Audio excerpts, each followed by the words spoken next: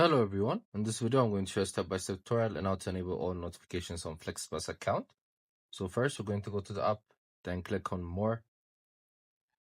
Then next we're going to click on notification preferences. Then as you can see the push notifications option is turned off. We're going to turn it on. So we're going to allow it. Then as you can see all the notifications are turned on.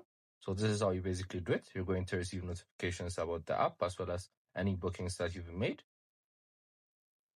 We also have different videos in our how to tutorial playlist. Make sure to check them out as we've been posting daily. You guys could also get this app in the App Store or Play Store. I hope you guys like this video. Subscribe for more, like for more, share for more. I hope to see you again. Goodbye.